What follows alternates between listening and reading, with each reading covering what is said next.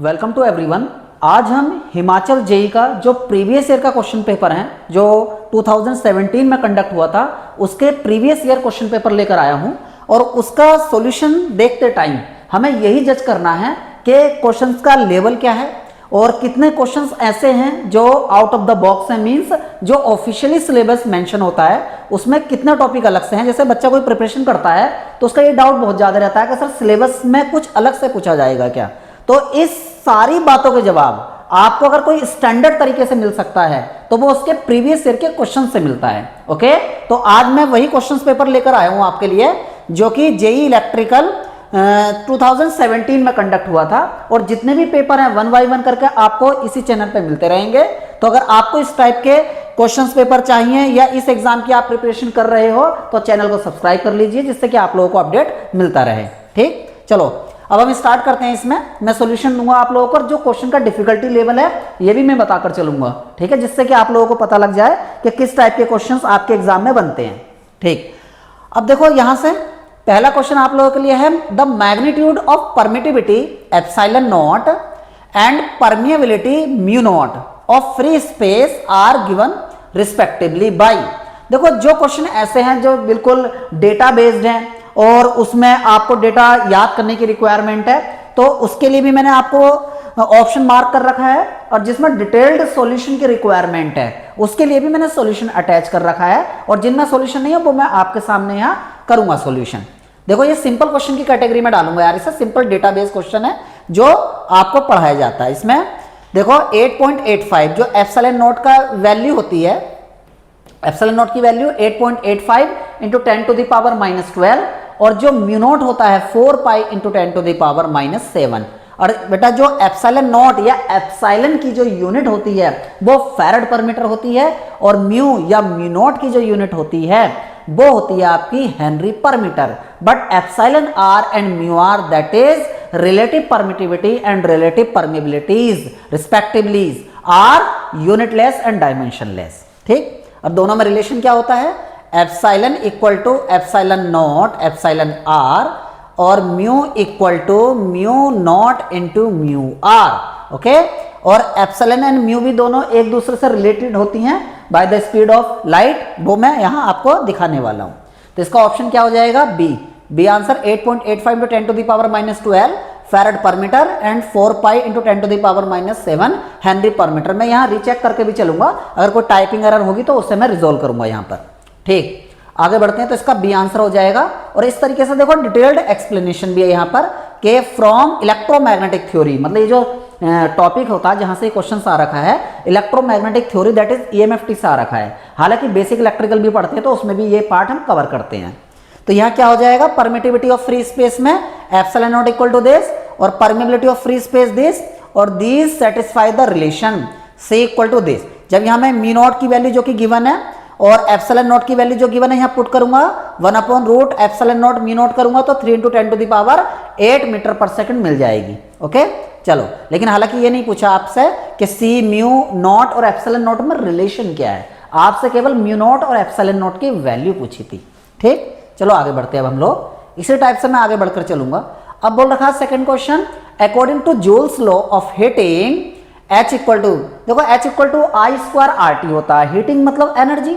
Okay, तो इसकी unit क्या होगी, जूल, लेकिन बट यहाँ जूल में नहीं बोला, यहाँ कैलोरी में बोला है। तो कैलोरी इक्वल टू 1 जूल में कितने कैलोरी होता है ये आपको पता होना चाहिए यार, 4.2 जूल याद करते हो लेकिन एग्जैक्टली 4.18 होता है।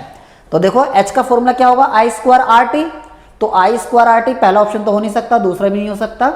और वैसे भी अगर मान लो आपको ये कैलोरी जूल में कंफ्यूज हो ना तो I² RT तो केवल एक ही ऑप्शन में दिख रहा मुझे, क्योंकि इसमें देखो IR² है, यहाँ पे I² R²T, थर्ड ऑप्शन में I² RT² जो कि होगा नहीं। तो अगर आप जूल और कैलोरी में कंफ्यूज भी हो अगर तो I² RT एक ही ऑप्शन में मिल रहा है, लेकिन फिर भी I² RT ये जूल में आता है। और जूल को अगर कैलोरी में लेकर जाना है क्योंकि 1 कैलोरी इक्वल टू 4.18 जूल, तो 1 जूल इक्वल टू कितना बेटा, ये हो जाएगा 1/4.18 कैलोरी। तो इसका आंसर हो जाएगा दिस, तो 4.18 से डिवाइड कर देंगे कैलोरी में जाने के लिए। तो देखो ये डिटेल्ड एक्सप्लेनेशन है जो आपको लिखी बोला है मैंने, तो इसका आंसर क्या आ जाएगा, आंसर आ जाएगा बेटा सी। देख लेते हैं एक बार क्या आंसर हो जाएगा? Answer is yes, D answer हो जाएगा। ओके, ये क्या, अच्छा ओके, यहाँ क्या ना देखो हिंदी इंग्लिश दोनों में है इसलिए ना, तो इसका आंसर डी हमने सही मार्क किया था पहले, तो हिंदी इंग्लिश दोनों में दे रखा है। आपका जो पेपर आता है ना हिंदी इंग्लिश दोनों में आता है, बाइलिंगुअल आता है। ठीक, नेक्स्ट आगे बढ़ते हैं। इसलिए मैंने टाइपिंग में भी हिंदी इंग्लिश दोनों ही प्रेफर कर लिए, जिससे कोई बच्चा अगर हिंदी मीडियम वाला है जिसने डिप्लोमा, क्योंकि हिंदी मीडियम से भी होता है ना, तो उसमें उस बच्चे को भी कोई दिक्कत ना आए। चलो next question, F ATH, ATH का मतलब VTH that is Thevenin voltage, RTH means बेटा Thevenin resistance. Then according to Thevenin theorem the current through the load resistance RL equal to 3 ohm. देखो यार थेवेनिन इक्विवेलेंट सर्किट क्या होता है, एक voltage source होता है, उसके सीरीज में एक रेजिस्टेंस होता है, इस वोल्टेज सोर्स का नाम होता है VTH that is Thevenin resistance, और इस सीरीज रेजिस्टेंस को कहते हैं थेवेनिन रेजिस्टेंस आरटीएच। ठीक, और अगर लोड रेजिस्टेंस कनेक्टेड है तो सिंपली देखो सर्किट क्या बन जाता है, मैं बना देता हूं यहां पर। सर्किट ये बन जाएगा एक आरटीएच, ठीक है, इसे मैंने आरटीएच लिखा जो कि हमारे क्वेश्चन के अकॉर्डिंग 9 ओम है। ठीक है, फिर एक वीटीएच होगा जो किसके साथ सीरीज में होगा, वीटीएच मतलब थेवेनिन वोल्टेज, जो कि ईटीएच दे रखा, मैंने वीटीएच ले लिया, कोई बड़ी बात नहीं है। तो कितना है 9 वोल्ट, और उसके साथ में एक सीरीज रेजिस्टेंस इस तरह से लगाते हैं हम आरएल, कितना गिवन है, ये तो इक्विवेलेंट थेवेनिन सर्किट हो गया, लेकिन इसके साथ लोड कितना कनेक्टेड है 3 ओम। उसके बाद में इसमें बस करंट मेजर करनी है मैं, जब इसमें करंट मेजर करोगे तो सिंपल आई इक्वल टू क्या हो जाएगा, VTH upon RTH plus RL, तो 9 upon 9 plus 3 that is 9 upon 12। तो देखो 9 अपॉन 12 कितना आ जाएगा 0.75 एम्पियर। तो इसके हिसाब से आपका आंसर कौन सा मार्क हो जाएगा, देखो 0.75 मीन्स ए आंसर हो जाएगा। ठीक है, मैंने ऑप्शन में ये सॉल्यूशन भी अटैच कर रखा है यहाँ, ये जो है ना वेरिफिकेशन है, तो इससे कोई ज़्यादा मतलब नहीं है यार, ये बच्चों वाली चीज़ें हैं, बट आप क्वेश्चन को देखकर चलो कि हाँ सॉल्यूशन किस तरीके का है। और पहली बात तो आज से पॉज करके ना आप खुद से ट्राई करो, ठीक है। लेकिन फिर भी जो बच्चा पहले से अगर मान लो किसी ने नहीं पढ़ रखा है और वो ये देखना चाहता है कि क्वेश्चंस किस टाइप के आते हैं, मान लो डिप्लोमा कंप्लीट हो गया है और आगे वो ये प्रिपरेशन स्टार्ट करना चाहता है, तो उसे स्टार्टिंग में ये नहीं पता होता कि किस तरह के क्वेश्चंस आते हैं, मुझे कोचिंग करनी चाहिए, मैं सेल्फ स्टडी से कर लूँगा, जो भी चीज़ें हैं, तो आप उस पेपर को ना यहाँ पूरी वीडियो देखकर एनालिसिस कर सकते हो कि हाँ आप किस लेवल पे हो। अगर 30 से 40% भी आप बना ले रहे हो तो आप सेल्फ स्टडी से भी पढ़ सकते हो, लेकिन आपको लग रहा है कि नहीं उतना तो नहीं बन पा रहा है, तो आपको गाइडलाइन की रिक्वायरमेंट है ना, ये आप एनालिसिस खुद कर सकते हो। How many cells each having EMF 1.5 volt and internal resistance of 0.25 ohm would be required connected in series। अब सीरीज में कनेक्ट होंगे तो वोल्टेज क्या होगा, इंक्रीज हो जाएगा। सीरीज में कनेक्ट किस लिए करते हैं, सेल्स को। पहली बात तो सेल्स क्या है, cells is a device which convert chemical energy into electrical energy and combination of cell is said to be battery. Okay, और बैटरी की एफिशिएंसी या जो कैपेसिटी बोलूँ वो किस में होती है, कैपेसिटी। बैटरी की जो कैपेसिटी होती है वो एम्पियर आवर होती है। ठीक है, दैट्स। आगे चलते हैं। अब इन्होंने बोला है कि सीरीज में कनेक्टेड है। अगर मैं एक क्वेश्चन पूछूं आप लोगों से कि सीरीज में सेल को क्यों कनेक्ट करते हैं, वोल्टेज रेटिंग को इंक्रीज करने के लिए। पैरेलल में क्यों कनेक्ट करते हैं, करंट रेटिंग को इंक्रीज करने के लिए। ठीक, तो यही पूछा है, अगर वो 1.5 एम्पियर की करंट दे रहा है, लोड रेजिस्टेंस इतना है, तो कितने सेल कनेक्ट करने पड़ेंगे। तो देखो पहले मैं एक सर्किट बनाता हूं, यहां देखता हूं मेंशन है क्या, नहीं है, चलो मैं बना देता हूं। जैसे मान लो एक EMF है, एक सेल के लिए बात कर रहा हूं मैं, एक सेल है जिसका EMF कितना है 1.5, आई थिंक 1.5 है, और उसका इंटरनल रेजिस्टेंस सीरीज में लगा होता है सेल के इंटरनल रेजिस्टेंस स्मॉल r, जो कि कितना है, इसमें इंटरनल रेजिस्टेंस में देख लेता हूँ, इंटरनल रेजिस्टेंस अच्छा 1.5 एम्पियर की करंट है, अच्छा through a resistance of this, अच्छा इंटरनल रेजिस्टेंस भी नहीं दिया है, ठीक है कोई दिक्कत नहीं है अगर इंटरनल रेजिस्टेंस नहीं दिया है।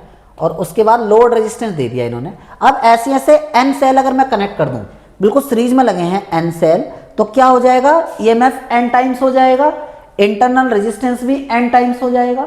ओके, मान लो ऐसे ही मैंने बिल्कुल सीरीज में काफ़ी सेल लगा दिए हैं और बाद में लोड कनेक्ट कर दिया, इस तरह से लोड रेजिस्टेंस है जो कि कितना है, लोड रेजिस्टेंस 15 ओम है। ठीक है, और यहाँ से जो करंट जा रही है वो कितनी है, करंट है 1.5 एम्पियर। ठीक है, 1.5, कंफ्यूज मत होना, 1.5 एम्पियर।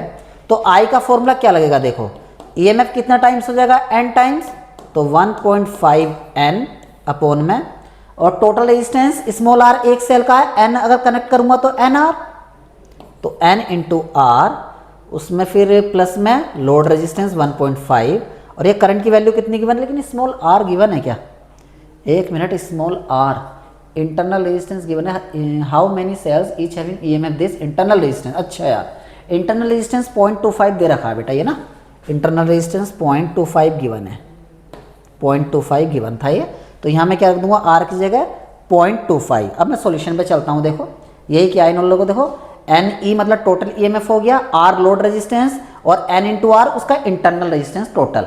अब आर की वैल्यू कितनी दे रखी है स्मॉल आर की 0.25 और ई की वैल्यू 1.5, तो यहाँ पुट कर दिया, और करंट कितना गिवन था 1.5, यहाँ से सोल्व करूंगा तो एन की वैल्यू आ जाएगी आपके पास, दैट इज 20। ठीक है, तो 20 एम्पियर आपकी करंट आ जाएगी। देखो सिंपल क्वेश्चन था, अभी तक एक भी क्वेश्चन ऐसा नहीं आया है जो डिफिकल्ट हो। अब देखो ये क्वेश्चन पढ़ते हैं हम लोग जो कि ईएमएफटी से है, या मैं कहूँ कि बेसिक इलेक्ट्रिकल में जो हम ईएमएफटी और इलेक्ट्रोस्टैटिक्स का जो बेसिक पढ़ते हैं ना, वहां से एक क्वेश्चन है। देखो a long straight circular copper conductor, long की बात चल रही है, इसका मतलब इनफाइनाइट कंडक्टर कंसिडर करना है, carries A current of 400 ampere, the magnetic field strength eight a distance of 10 centimetre from the conductor is, okay एक अच्छा मैग्नेटिक फील्ड पूछा है, मैग्नेटिक फील्ड पूछा और आंसर दे रखे हैं इन्होंने, अच्छा आंसर दे रखे हैं, क्या पूछा, magnetic field, the magnetic field strength, okay सही है, मैग्नेटिक फील्ड स्ट्रेंथ, क्योंकि मैग्नेटिक फील्ड किसे कहते हैं, बी को, जो बी होता है इसे मैग्नेटिक फील्ड बोला जाता है, एच को magnetic field strength, magnetic field intensity और मैग्नेटाइजिंग फोर्स, ओके ये नाम है इसके एच के, दोनों में रिलेशन क्या होता है, B equal to mu H, okay. अब चलो हम बात करते हैं यार, एक आर डिस्टेंस पे एच का फॉर्मूला क्या होता है, एक इनफाइनाइट वायर की वजह से आई अपॉन 2 डी या 2 आर कह लो, इनफाइनाइट वायर की वजह से उसके एक्सिस से डी डिस्टेंस पर, D is the perpendicular distance, okay, तो आई अपॉन 2 डी सारी वैल्यू पुट कर देते हैं, आई की भी और डी की भी, तो चलते हैं इधर, देखो ये फॉर्मूला हो गया आई अपॉन 2 आर, आर लो या डी ले लो कोई दिक्कत नहीं है, ठीक है, और आई इक्वल टू इतना एम्पियर है, आर इक्वल टू 10 सेंटीमीटर, उसे मीटर में बदलोगे, पहले मीटर में बदलोगे तो 10 टू द पावर -2 करोगे तो जो कि 0.1 मीटर हो जाएगा, यहाँ वैल्यू पुट कर दी तो 636.62, तो 636.62 ये आंसर आ जाएगा आपका 636.62, दैट इज डी आंसर, ठीक है, और ये आपका गिवन भी है डी आंसर, ये भी फॉर्मूला वाइज था। अभी एक भी क्वेश्चन ऐसा नहीं आया है जो मैं कह सकूं डिफिकल्ट है। अभी देखो यार डेफिनेशन ही पूछ ली इन्होंने आरएमएस वैल्यू की ना, बोला था the RMS value of current is given by, तो स्टडी स्टेट करंट, सही बात है, steady state current, steady state ये तो सब में, चलो अब पढ़ते हैं पहला question, the steady state current which when flow through a register of unknown register, सही बात है, अननोन रेजिस्टेंस मतलब अननोन रेजिस्टेंस है, एक आर है, ठीक है, उसके बाद दे रखा for a given time produce the same amount of heat as produce by alternating current. कहने का मतलब ये है यार, ये ऐसी स्टडी स्टेट करंट होती है जो उतना ही हीट लॉस कराए जितना एसी कराती है, ठीक है, वही क्वेश्चन है, देखो through the same register and same time, ये डेफिनेशन है यार, कोई ऐसी बात नहीं है, आरएमएस वैल्यू की डेफिनेशन होती है, ओके। चलो नेक्स्ट, तो इसका ए आंसर हो जाएगा, ये पूरा प्रॉपर करके बता रखा है यहाँ पे। Next, disadvantage of low power factor in AC circuit. अभी तक मैं बताऊं आपको, अगर कोई स्टूडेंट ये पूछना चाहे कि सर अभी तक कुछ क्वेश्चन ऐसे हैं जो आउट ऑफ द बॉक्स लग रहे हैं, और कुछ नहीं यार, सीधा फॉरवर्ड क्वेश्चन है। ये देखो, disadvantages of low power factor in AC circuits are, low power factor के क्या क्या ड्रॉबैक होते हैं, ग्रेटर, सही बात है यार, बी आंसर मुझे सीधा दिख गया, greater conductor size, power system से क्वेश्चन है, जब हम टीएनडी पढ़ते हैं वहां इस चीज को बताते हैं कि लो पावर फैक्टर अनडिजायरेबल होता है, और पावर फैक्टर को इंक्रीज किस किस मेथड से करते हैं सब समझाया जाता है आप लोगों को। तो ग्रेटर कंडक्टर साइज, अगर लो पावर फैक्टर होगा तो ग्रेटर कंडक्टर साइज लेना होगा, पुअर एफिशिएंसी होगी, स्मॉलर वोल्टेज, अच्छा smaller voltage drop and large KVA rating, smaller तो वोल्टेज ड्रॉप नहीं होगा, नहीं यार बी नहीं होगा इसका आंसर ना, ठीक है, ग्रेटर कंडक्टर साइज ये बिल्कुल सही है, पुअर एफिशिएंसी, लार्ज ये सही है बेटा, and KVA rating of equipment, yes C answer होगा इसका, डी नहीं होगा, क्योंकि स्मॉल वोल्टेज ड्रॉप नहीं, लार्ज वोल्टेज ड्रॉप होता है अगर पावर फैक्टर लो होता है, ठीक है, तो इसका सी आंसर हो जाएगा, ठीक है, बढ़िया, ये सारे एक्सप्लेनेशन आपको गिवन है। Next, a series resonant circuit has Q factor of 150, ठीक है, क्वालिटी फैक्टर गिवन है, an inductance of 0.1 henry and a capacitance of 0.1 microfarad, the resonant frequency is given है। तो देखो इसका सॉल्यूशन मैं देख लेता हूँ, सॉल्यूशन, अच्छा सॉल्यूशन है, ठीक है, चलो फिर भी मैं सोल्व कर देता हूँ, मैं सोल्व करता हूँ। देखो इसे, रेजोनेंट फ्रीक्वेंसी का फॉर्मूला क्या है, क्योंकि उसे रीअरेंज करने में कभी आपको प्रॉब्लम आए ना, इसलिए रेजोनेंट फ्रीक्वेंसी सीरीज रेजोनेंस 1/2 पाई 1/√LC। ठीक है, ये होता है। अब मैं सारी वैल्यू पुट करता हूँ। चलो इसमें जब वैल्यू पुट करूँगा तो 1/2 पाई इंटू 1/√LC। तो √L कितना 0.1 है, ठीक है, C कितना 0.1 है, बट ये माइक्रो फैरड में है तो इसे फैरड में बदलूंगा, 10⁻⁻⁶, ये रूट के अंदर चल रहा है। अब देखो 0.1 इंटू 0.1 का स्क्वायर रूट के बाहर आ जाएगा। तो देखो FR that is resonant frequency कितना 1/2 पाई, और जो बाहर आएगा, ठीक है, स्क्वायर रूट के अंदर 0.1 और पावर हाफ हो जाती है स्क्वायर रूट के बाहर आकर, तो -6 है तो -3 हो जाएगा इस तरीके से। और एक पावर यहाँ 0.1 है, जब इसे इधर लेकर जाओगे तो 10⁻⁻⁴, ऊपर जाके प्लस, तो 10⁻⁴ अपॉन में 2 पाई, इतना आ जाएगा हर्ट्ज। लेकिन क्या पूछा आप लोगों से, रेजोनेंट फ्रीक्वेंसी पूछा है या बैंडविड्थ पूछा है? रेजोनेंट फ्रीक्वेंसी पूछा है, तो 10⁻⁴ अपॉन 2 पाई कहीं है क्या? बिल्कुल है, तो बी आंसर। ठीक है, ये आपके सामने फॉर्मूला वाइज क्वेश्चन था और ज़्यादा इसमें कोई इतनी बड़ी कैलकुलेशन भी नहीं थी। कुछ क्वेश्चंस आए हैं आपके जिसमें कैलकुलेशन है, लेकिन अभी तक ऐसा कोई भी न्यूमेरिकल नहीं है जिससे आप विदाउट कैलकुलेटर ना कर सको। ठीक है, आगे बढ़ते हैं हम लोग। देखो next 9th question, if the conductance of an electrical circuit is 0.122 mho, okay, and the susceptance is this the impedance. तो इम्पिडेंस कैसे निकालते हैं बेटा? पहले इसकी हम क्या करेंगे, एडमिटेंस फाइंड कर लेंगे। एडमिटेंस क्या होती है? ठीक है, एडमिटेंस इक्वल टू, देखो एडमिटेंस y इक्वल टू, ठीक है, कंडक्टेंस प्लस माइनस, प्लस भी हो सकता है माइनस भी हो सकता है, JBC, ठीक है, या B बोल दो केवल। ये बेटा कंडक्टेंस और ये होती है आपकी ससेप्टेंस। C मत लिखो, C का मतलब कैपेसिटिव ससेप्टेंस हो जाता है। तो यहाँ प्लस और माइनस भी हो सकता है depending on the lagging and leading. तो यहाँ से हम y निकाल देंगे, फिर z इक्वल टू 1/y कर देंगे। देखो यही सॉल्यूशन है, y equal to G plus JB। तो आपको G कितना गिवन है और B कितना गिवन है वो पुट कर दिया हमने, z इक्वल टू 1/y। तो z इक्वल टू देखो 1/y कर दिया, तो इतना आ गया। जब इसे रैशनलाइज किया हमने, अब हमने इसका मैग्नीट्यूड फाइंड किया तो 7.52। एंगल से मतलब नहीं है, हमसे केवल मैग्नीट्यूड ही पूछा है, तो 7.52। तो 7.52 दैट इज ए आंसर। ठीक, तो बिल्कुल देखो सिंपल क्वेश्चन नहीं कहूँगा इसे, ऐसा नहीं है कि कॉन्सेप्ट डिफिकल्ट है ना, बच्चा जानता है कि इम्पिडेंस क्या होता है, एडमिटेंस का रेसिप्रोकल, और एडमिटेंस कैसे लिखा जाता है, conductance plus minus JB that is susceptance. But मुद्दा क्या है यहाँ पर, मतलब डिफिकल्टी किस चीज़ में है, कैलकुलेशन में। तो इतना एक्सपर्ट आपको होना पड़ेगा कि इस टाइप की कैलकुलेशन आप कर पाओ।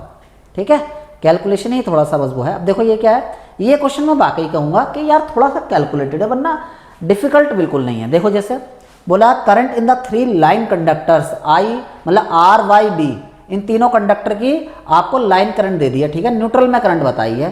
तो न्यूट्रल में करंट क्या होती है यार बेटा, तीनों करंट का जो सम होता है वही तो न्यूट्रल में जाता है। ठीक है, अगर then the neutral current equal to IR plus IY plus IB। Okay, तो तीनों करंट को बेटा सम कर दूंगा मैं, और उसका बेटा क्या करूंगा, मैग्नीट्यूड ले लूंगा। वही किया गया, देखो तीनों करंट का सम किया, मैग्नीट्यूड लिया, तो कितना आया, रियल पार्ट इतना आया और इमेजिनरी पार्ट इतना आ गया। ठीक है, फिर उसका मैंने मैग्नीट्यूड निकाला तो अंडर रियल का स्क्वायर प्लस इमेजिनरी का स्क्वायर, तो ये कितना आ गया 19.3। तो 19.3 ऑप्शन में है हमारे, 19.3, तो ये ऑप्शन हो जाएगा यार अप्रोक्सीमेटली।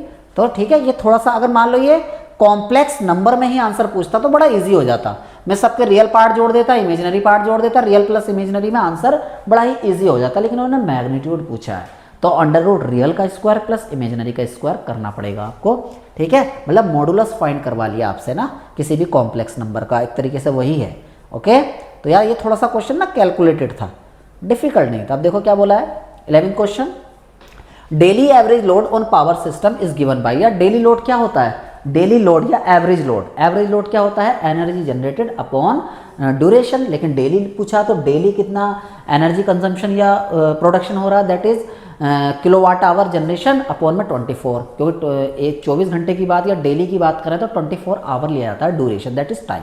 ओके, तो आपके लिए क्या आंसर हो जाएगा, daily average load equal to number of unit that is kilowatt hour generated in a day upon 24। यही आंसर हो जाएगा यार इसका ना, बिल्कुल ये इतनी बड़ी बात नहीं थी। ईयरली अगर पूछा जाता अगर आपसे पूछा था ईयरली एवरेज लोड, तो हो जाता है yearly energy generated that is kilowatt our upon में 365 डे इंटू 24, क्योंकि 365 डे होते हैं जनरली, ठीक है। हालांकि 365 दिन 6 घंटे इस तरीके से कुछ भी, लेकिन हम एक इंटीजर वैल्यू अगर कंसिडर करें डेज में तो 365 डेज होता है और एक डेज में 24 आवर होते हैं। तो ड्यूरेशन कैसे फाइंड करोगे? 365 into 24 that is the total duration in a year. Okay, तो average energy generated in a year upon में total duration that is 365 into 24 hour. Okay, इस तरीके से आप पुट कर सकते हो। Next, which of the following is not true with respect to SF6 circuit breaker? Not true. Non-purified puffer type SF6 circuit breaker, puffer type SF6 circuit breaker, self last। बेटा इसका मतलब ये बेटा odd one out है एक तरीके से, मतलब कौन सा इसमें odd one out, मतलब कौन सा, देखो SF6 सर्किट ब्रेकर का ये टाइप ही नहीं होता है, तो इसलिए आपका आंसर डी हो जाएगा। बाकी सब SF6 सर्किट ब्रेकर के टाइप्स हैं, ठीक है। तो odd one out आपसे पूछ लिया, ये एक्सप्लेनेशन है इसकी। देखो, prime mover failures of an alternator connected to grid, मतलब ग्रिड से एक ऑल्टरनेटर कनेक्टेड है, प्राइम मूवर फेल हो जाता है, तो ये किससे डिटेक्ट किया जाएगा? तो रिवर्स पावर फ्लो यार।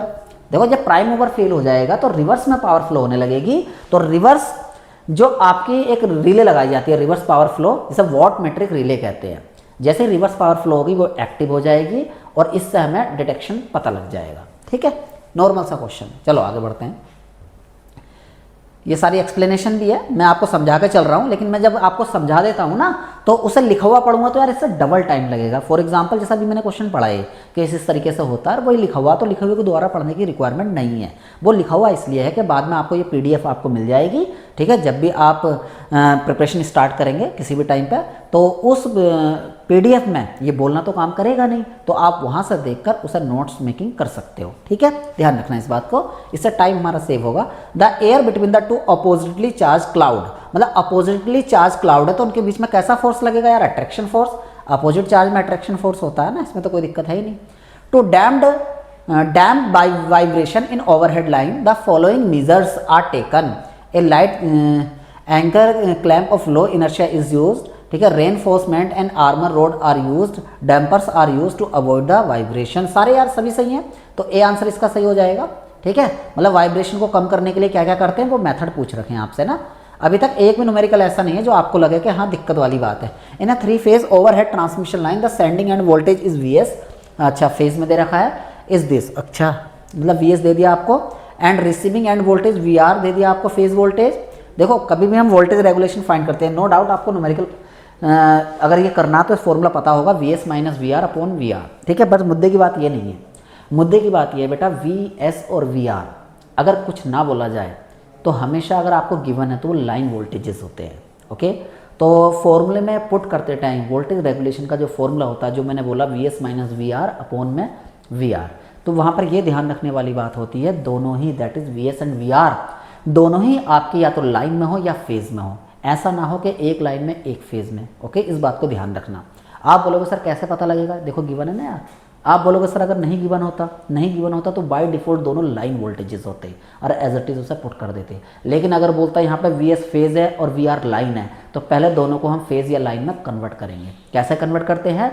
जो हमारी 3 फेज लाइन होती है, ट्रांसमिशन लाइन की बात कर रहा हूँ मैं, उसमें जो हम कनेक्शन लेकर चलते हैं वो हमेशा स्टार कनेक्शन लेकर चलते हैं, ओके। Star connection, okay. अब कोई बच्चा बोलेगा सर वहाँ वाइंडिंग्स वगैरह तो है नहीं, जैसे मान लो मशीन के अंदर तो वाइंडिंग्स हमें दिखती है, वहाँ कनेक्शन एक्चुअली दिख रहा है कि स्टार है या डेल्टा है, बट ट्रांसमिशन लाइन में तो एक वायर है, फिर वहाँ कैसे हम स्टार डेल्टा मानते हैं? बिल्कुल सही बात है, हमारे ट्रांसमिशन लाइन में कोई ऐसी वाइंडिंग्स वगैरह नहीं है, सिंपल वायर्स हैं, बट तब भी हम उसे स्टार कनेक्टेड मान के चलते हैं for the sake of analysis, okay, जिससे एनालिसिस हमारी ईजी हो जाए।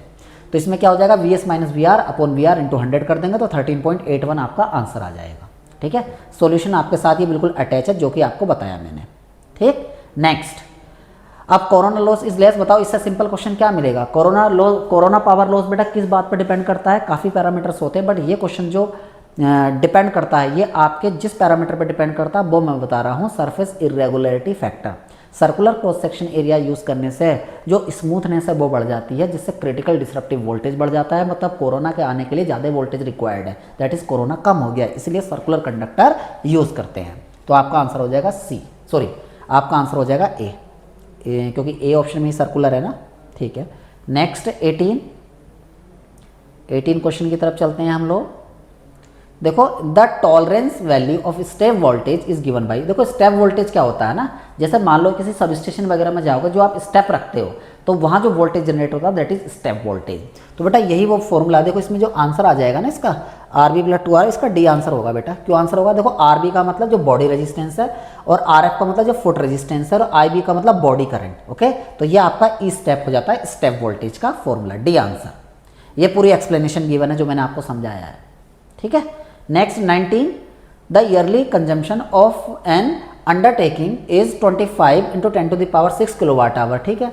मतलब ये क्या है, ईयरली कंजम्पशन है, ठीक है। और किलोवाट आवर में दैट इज यूनिट है, टोटल यूनिट इतना वो खर्च करता है कोई भी कंपनी वगैरह।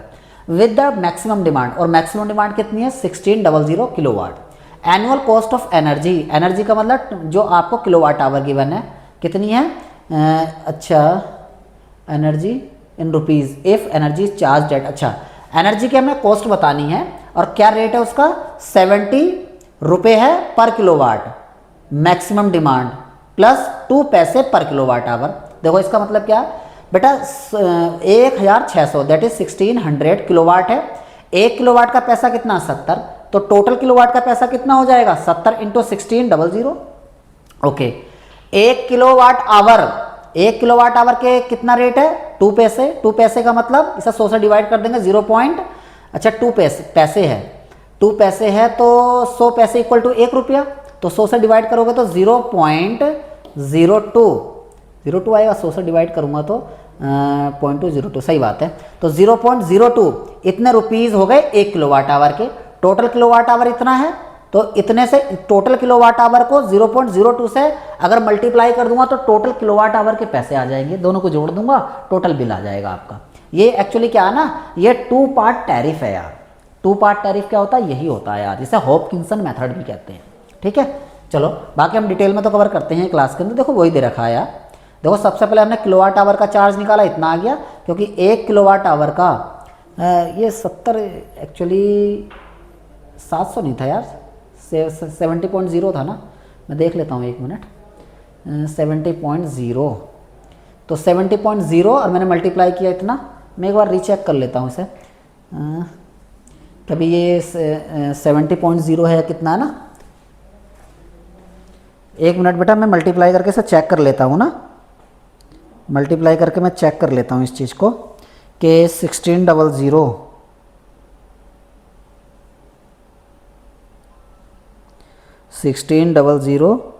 इंटू में 70, तो ये आ जाएगा, ठीक है 11, सही है बेटा, है ना।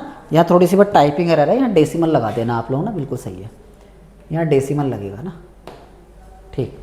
अब यहाँ से इतना पैसे आ गए बेटा, और ये टोटल यूनिट जनरेटेड है, और 0.20 नहीं ना यार, 0.20 क्या 2 पैसे है ना, देख लेता हूँ मैं एक बार, 2 पैसे ही है ना, कितना है 2 पैसे या 0.2 पैसे था। 1 मिनट मैं रीचेक कर लेता हूँ यार, मेरे पास पेपर भी आप लोगों का, क्वेश्चन नंबर,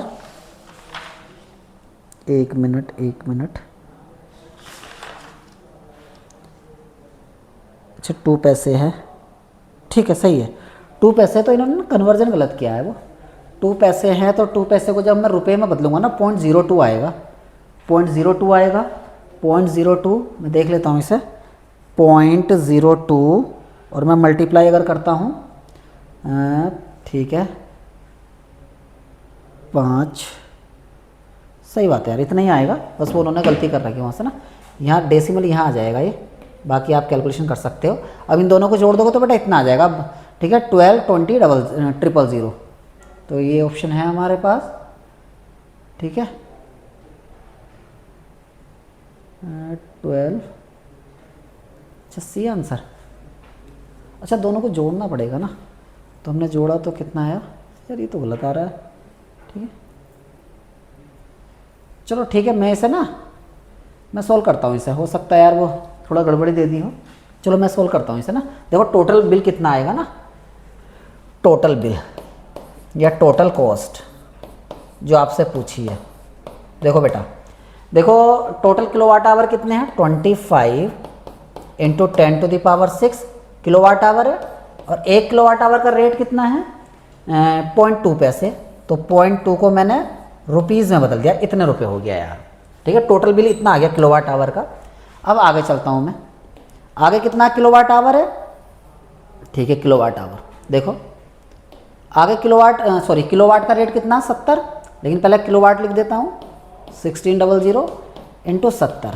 अब इसे सोल्व करना है यार, ठीक है इसे सोल्व करना है, तो कितना हो जाएगा देखो, टोटल पैसे कितने हो जाएंगे ये देख लेते हैं। तो 25, ठीक है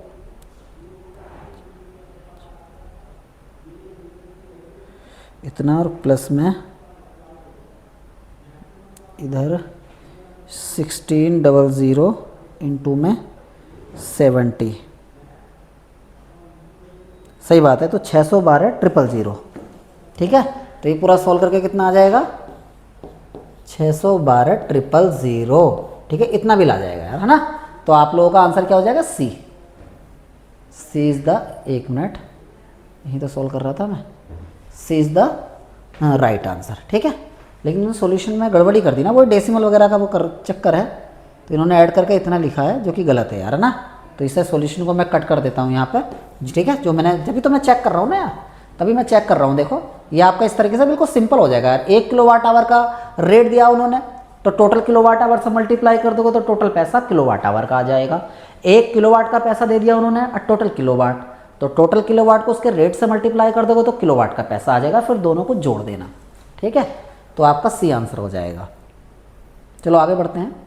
अब देखो ये सिंपल क्वेश्चन है, a resistance of a copper conductor having length of 2 kilometre and a cross section of 32 mm square and resistivity of 18 × 10⁻⁹। तो R equal to rho L upon है, तो वही रखना है, तो इसका आंसर आ जाएगा आपके पास ए ऑप्शन आ जाएगा ना। ठीक है, हाँ कैसे देखो यहाँ सॉल्यूशन पूरा गिवन है इस तरीके से ना, वैल्यू पुट की और आंसर आ गया। नेक्स्ट 13 देखो, the material having 0 temperature coefficient of resistance manganese. यार सिंपल क्वेश्चन, मैंगनीज होता है, मैंगनीज किसका बनता है, ठीक है मैंगनीज कॉपर एंड निकल, ठीक है इसका बना होता है, एलॉय होता है एक।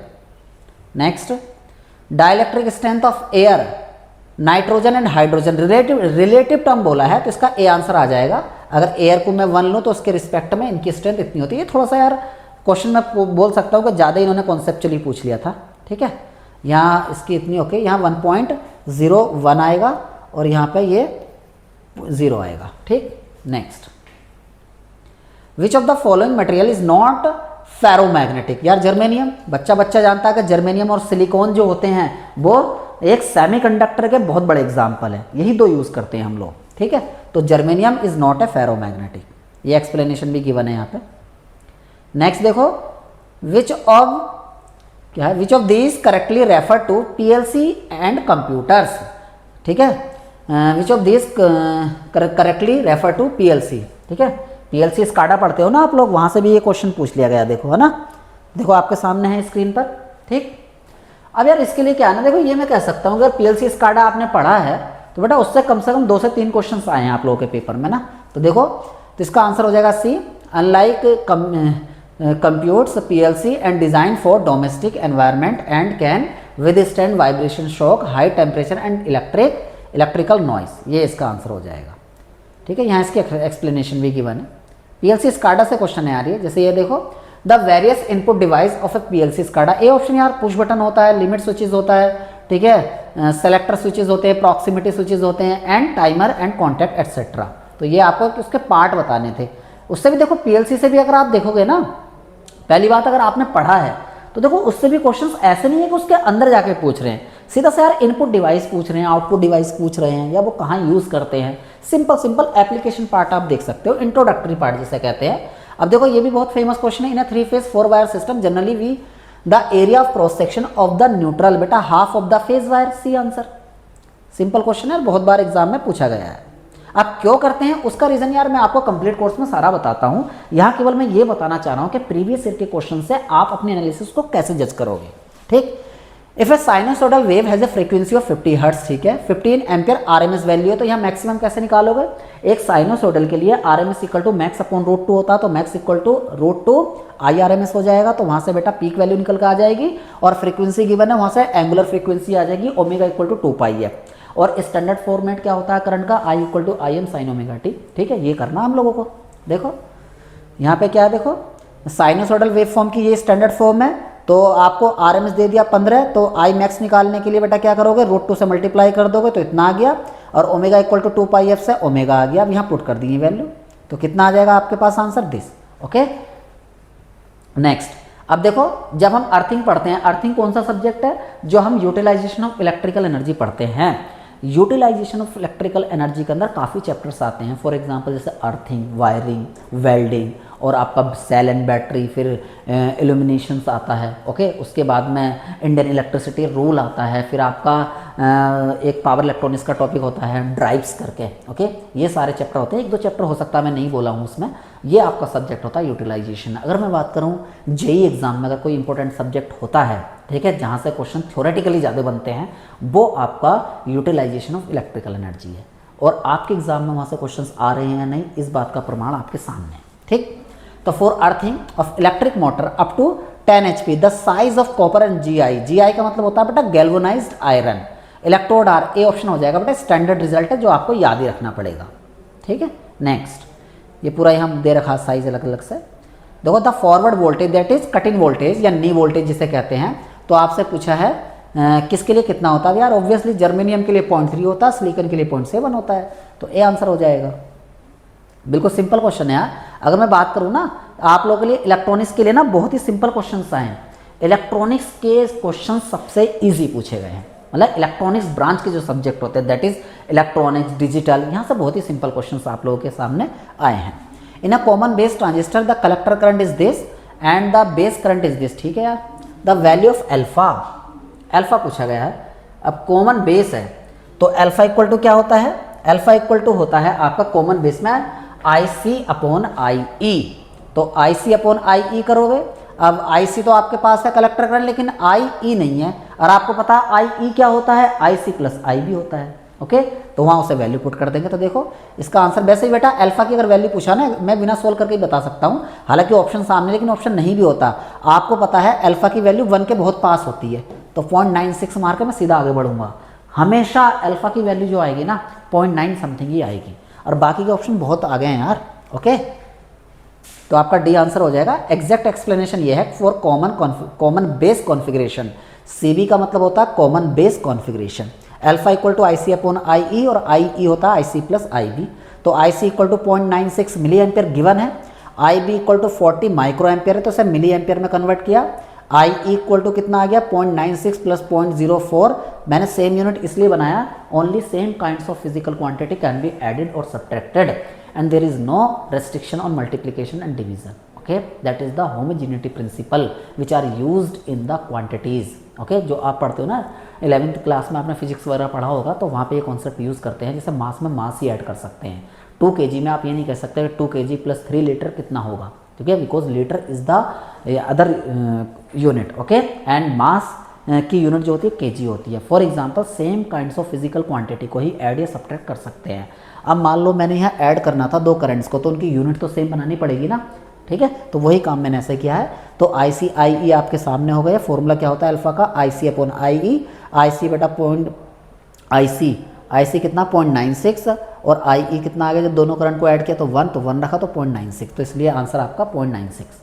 और मैंने पहले भी आपको बताया कि कैसे इसे यूज़ करते हैं हम लोग। मीन्स कि अगर मान लो अगर आपको नहीं सोल्व करना था, अगर आपके कॉन्सेप्ट क्लियर है तो 0.96। आप बोलोगे सर ऐसे कॉन्सेप्ट कैसे हमारे क्लियर होंगे? यार देखो, हम जब प्रैक्टिस करते हैं ना क्वेश्चंस की, और जब किसी की गाइडलाइंस में आप लोग पढ़ते हो, यहाँ मैं कोई प्रमोशन वगैरह नहीं कर रहा हूँ, फैक्चुअल बात कर रहा हूँ। ओके, तो जब देखो आप प्रैक्टिस करते हो किसी की गाइडलाइन में, या मान लो आपने नंबर ऑफ क्वेश्चंस लगाए होते हैं कॉन्सेप्चुअल क्लैरिटी के बाद, तब आपको ये चीज़ क्लियर होती है। ठीक है, मैं तो टीचर हूँ, मुझे पता है कि ऐसा ऐसा एनालिसिस है, बट ऐसा नहीं है कि एक टीचर ही होने के नाते ये चीज़ें पता होती है, ऐसा बिल्कुल नहीं है।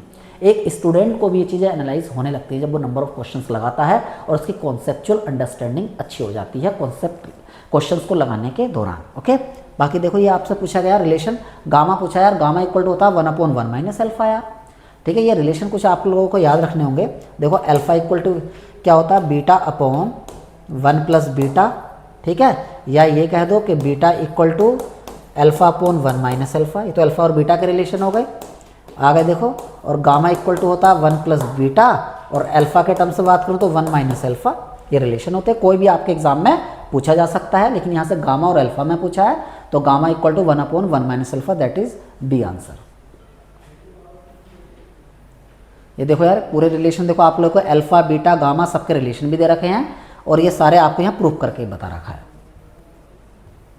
32 centre tap full wave rectifier है। If Vm is the peak voltage between the centre tap and one end of the secondary, the maximum voltage coming across the reverse bias diode. इसका मतलब आपसे PIV पूछ लिया यार, PIV मतलब peak inverse voltage. देखो half wave rectifier है तो उसकी PIV कितना होता है, Vm। अगर मान लो सेंटर टैप है तो 2Vm, अगर ब्रिज रेक्टिफायर है तो Vm।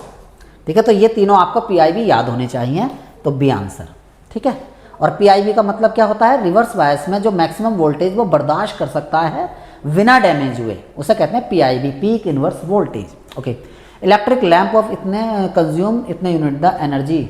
अब कितने आवर लगेंगे, सिंपल सी बात है, एनर्जी दे दिया आपको, आवर पूछा है और पावर भी गिवन है, तो पावर इक्वल टू क्या होता है, एनर्जी अपॉन टाइम, और टाइम क्या हो जाएगा, एनर्जी अपॉन पावर। तो 1.8 किलोवाट आवर है, ये यूनिट दे रखे हैं तो किलोवाट आवर, तो इसे हमने वॉट आवर में बदलना है, तो 10 टू द पावर 3 से मल्टीप्लाई कर दूंगा तो कितना आ जाएगा, 10 टू द पावर 3 ये 1800 हो जाएगा, 60 से डिवाइड कर दूंगा 30, तो 30 आवर आ जाएगा। तो देखते हैं, वो ये देखो time equal to energy upon power, बस एनर्जी कितनी थी किलोवाट आवर में, तो वॉट आवर में बदल दिया तो 1800, और बेटा पी कितना के मैंने 60 वॉट, तो वॉट आवर अपॉन में वॉट, तो वॉट से वॉट खत्म, तो आवर में यूनिट आ जाएगी 30। ओके, आपके सामने 34 forward voltage can be applied to an SCR। बिल्कुल इजी क्वेश्चन है यार, gate recovery time, after gate recovery time हम फॉरवर्ड वोल्टेज अप्लाई करेंगे। नेक्स्ट ये एक्सप्लेनेशन है इसकी। द रिपल फैक्टर, देखो voltage ripple factor half wave, centre tap और फुल वेव। देखो सेंटर टेप और फुल वेव का सेम होता है, centre tap full wave and bridge. अच्छा, सेंटर टेप और ब्रिज टाइप रेक्टिफायर जो होता है, जो कि आपका देखो जो रिपल हाफ वेव रेक्टिफायर और फुल वेव में दो कॉन्फ़िगरेशन होते हैं, एक तो होता है सेंटर टैप और एक होता है ब्रिज रेक्टिफायर। उन दोनों का सेम होते हैं, तो सेम ऑप्शन किस किस में दिख रहे हैं आपको, सी ऑप्शन में 1.21 4.4, देखो दोनों सेम इसमें है, लेकिन इसमें भी है लेकिन इतना नहीं होता, 0.482 ये दोनों के बेटा किस में, सेंटर टैप का, और फुल ये ब्रिज रेक्टिफायर का, ये हाफ वेव का, तो सी आंसर। ये पूरा आपको एक्सप्लेनेशन गिवन है।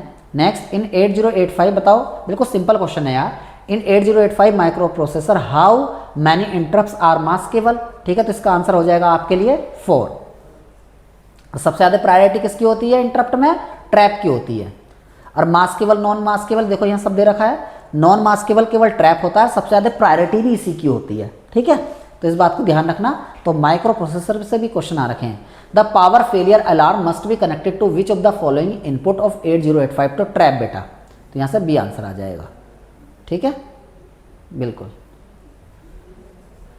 नेक्स्ट, विदाउट डीसी सोर्स ए क्लिपर सर्किट एक्ट्स लाइक, बताओ इससे सिंपल क्वेश्चन क्या होगा, रेक्टिफायर। ठीक है, रेक्टिफायर। आगे बढ़ते हैं। देखो देख रहे हो ना, जो आपके इलेक्ट्रॉनिक्स से क्वेश्चंस आए हैं वो बहुत ज़्यादा इजी पूछे गए, मतलब एनालॉग और डिजिटल, आगे डिजिटल के भी आएंगे, वो भी सिंपल है। Next, the emitter resistor RE is bypass by a capacitor in order to increase the voltage gain. ठीक है, वोल्टेज गेन को इंक्रीज करने के लिए ऐसा करते हैं। Next, an RC phase shift oscillator will not produce any oscillation until and unless the voltage gain of its internal amplifier is more than 29। ठीक है, तो इसका आंसर डी है यार। Next, which of the following cause phase shift through the op amp, internal RC circuit यार। ठीक है, जो इंटरनल RC सर्किट होता है वही उसका फेज शिफ्ट ऑफर करता है। The decimal equivalent of hexadecimal number, बेटा नंबर कन्वर्जन का क्वेश्चन भी देखो, डिजिटल के क्वेश्चन स्टार्ट हो गए यहाँ से, तो देखो इसका आंसर यहाँ पूरा एक्सप्लेन कर रखा है, तो आंसर ये हो जाएगा इसका 2989 है ना, तो D answer. NAND gate realisation equal to AND और। ठीक है, ऐसा नहीं कि पहली बार क्वेश्चन है, बहुत बार एग्जाम में क्वेश्चन पूछ रखा है कि द नैंड रियलाइजेशन किसके इक्वल होता है, एंड और के। प्रॉपर एक्सप्लेनेशन भी मैंने अटैच कर दी है आप लोगों के लिए। Which of the following flip flop is used as a latch, बेटा RS फ्लिप फ्लॉप। ठीक है, RS देखो मोस्ट अप्रोप्रिएट चूज करना है, most appropriate is the B RS।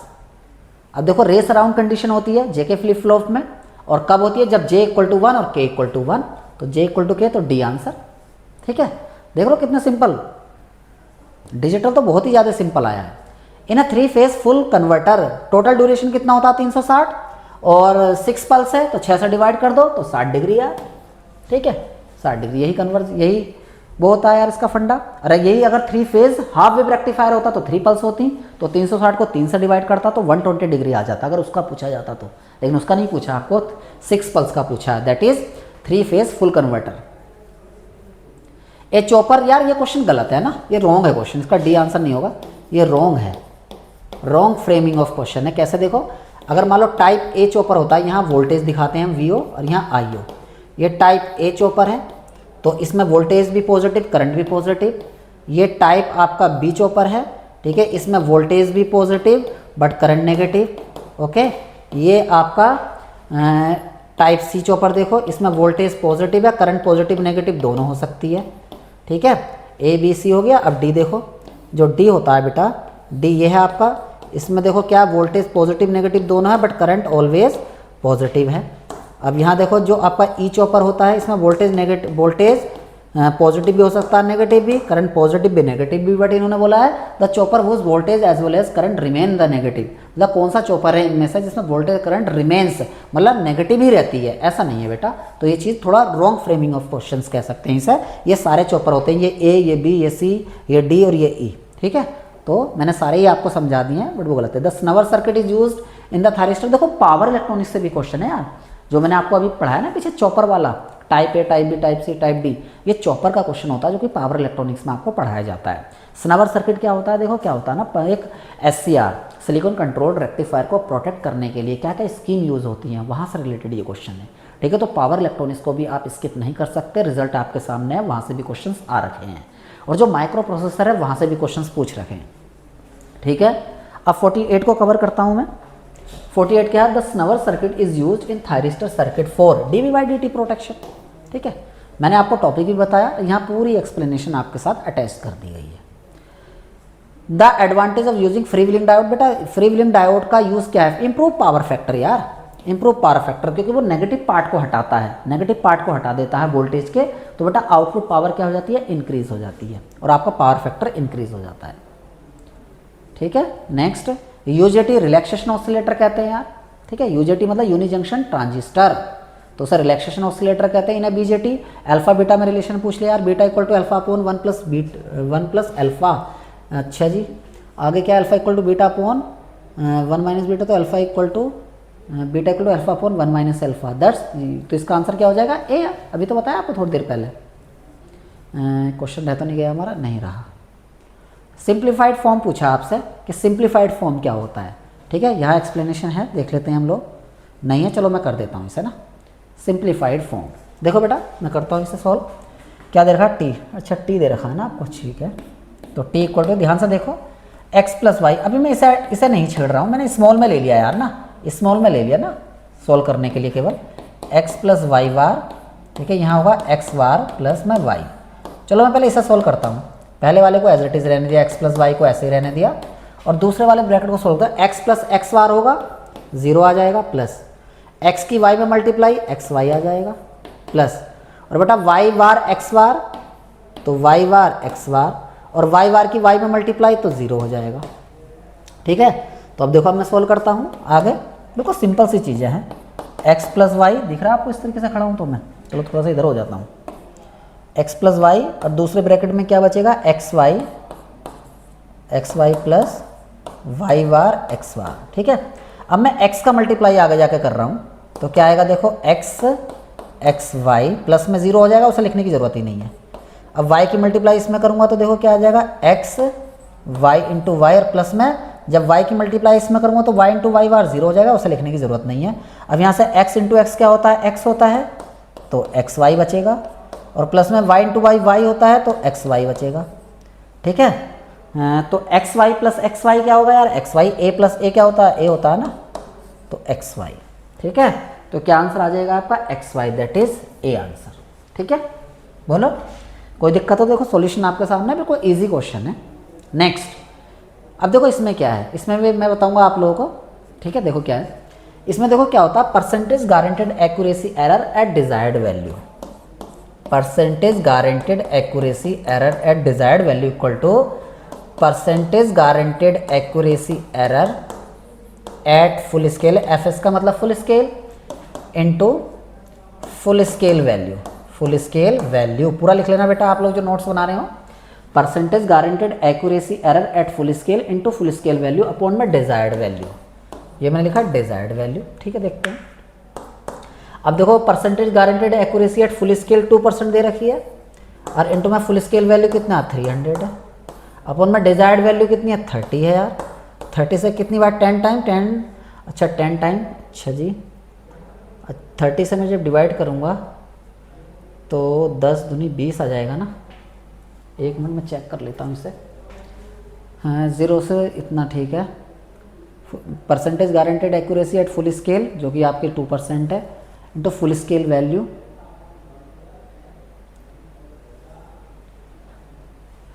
और डिजायर्ड वैल्यू कितनी है 30, ओके 30 है। जब मैं इसे डिवाइड करूँगा यार 30 से मैं डिवाइड करूँगा तो 10 दूनी 20, तो 20, ठीक है। थोड़ा सा यार मिसप्रिंट लग रहा है मुझे ये क्वेश्चन जो है, थोड़ा सा चलो देख लेता हूँ मैं इसे। ट्रू वोल्टेज अच्छा इतना गिवन है तो यहाँ से देख लेता हूँ मैं, कोई टाइपिंग एरर वगैरह तो नहीं है इसके अंदर ना, टाइपिंग वगैरह तो नहीं है। क्वेश्चन नंबर 53 मैंने, क्योंकि यार पेपर भी सामने रखा ना, 53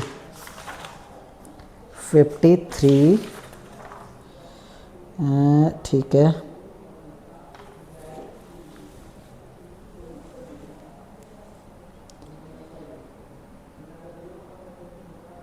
अच्छा रेंज पूछी है ना,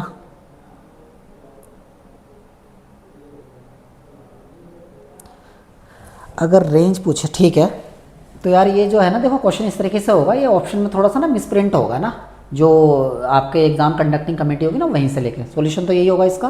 तो यहाँ से कितना आ जाएगा, ये 0 से 0 कैंसिल, 10 दूनी 20 आ गया यहाँ से, ठीक है 20%, और आपकी क्या है वैल्यू कितनी 30, तो 30 में से आप 20 माइनस करोगे 10, ठीक है 50, तो 10 से 50 भी ऑप्शन नहीं है ना। आंसर जो इसका हो जाएगा जब 30 प्लस माइनस,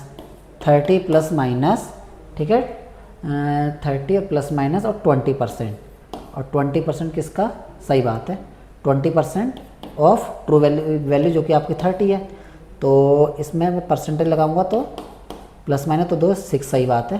तो 30 प्लस माइनस 6, तो पहले प्लस कर दो इसमें 36, फिर माइनस कर दो 24, तो 24 से 36, यस बिल्कुल ठीक है। तो आंसर क्या आ जाएगा आपका ए, ठीक है। अच्छा क्वेश्चन था यार, है ना। तो देखो इसमें क्या है, आपके सामने पहले मैंने ये एरर फाइंड की, फिर कितना वोल्टेज है जो आपका ट्रू वोल्टेज है 30, प्लस माइनस 20% आया, तो उसका 20% किया तो 6 आया, उससे प्लस माइनस किया तो 24 से 36, तो ये आपकी रेंज हो जाएगी यार, इसे रेंज कहते हैं यार। और फ्रीक्वेंसी मेजरमेंट किससे यार, वेन ब्रिज, ठीक है। जो वेन ब्रिज होता है उसी से फ्रीक्वेंसी मेजरमेंट है। ये बेटा है सब देखो, Wien bridge, Schering bridge, Maxwell bridge, Campbell bridge क्या क्या मेजर करता है सब गिवन है आपके लिए। और बुलियन अलजेब्रा का फंक्शन है, इसे सिंप्लीफाई करना है यार, जैसा अभी मैंने किया उसी तरीके से है, सॉल्यूशन अटैच है तो मैं इसे सॉल्यूशन नहीं कर रहा हूँ, ये आपके सामने है, ठीक है। तो इस हिसाब से इसका आंसर हो जाएगा।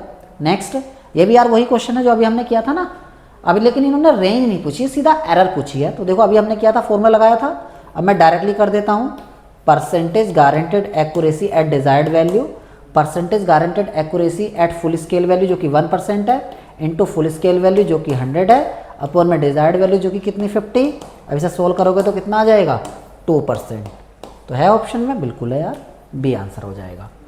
Next 57, the body reflecting entire radiation. देखो इसमें बच्चे ना ब्लैक बॉडी मार के आते हैं, अगर ये बोलता कि कौन सी बॉडी है जो ऑल रेडिएशंस को एब्जॉर्ब कर लेता है, ठीक है, तब हमारा आंसर होता ब्लैक बॉडी, बट इन्होंने बोला रिफ्लेक्ट कर देता है ऑल रेडिएशंस को, तो वो होगा वाइट बॉडी, ओके। तो आपका आंसर हो जाएगा ए। नेक्स्ट, ये एक्सप्लेनेशन गिवन है, in A welding essential that, इसका आंसर यार डी नहीं होगा, इसका आंसर ना बट वेल्डिंग होगा, तो इसका ए आंसर हो जाएगा। मतलब किस वेल्डिंग में सरफेस क्लीन होना चाहिए, नीट होना चाहिए, डस्ट फ्री होना चाहिए, डर्ट फ्री होना चाहिए, बट होता तो सभी के लिए ऐसा है, बट फिर भी इन्होंने एक ऑप्शन मांग लिया, तो most appropriate is the butt welding. The illumination at a surface due to a source of light placed at a distance d from the surface varies 1/d square. यार इसे ही बोलते बेटा इस इन्वर्स स्क्वायर लो कहते हैं इसे।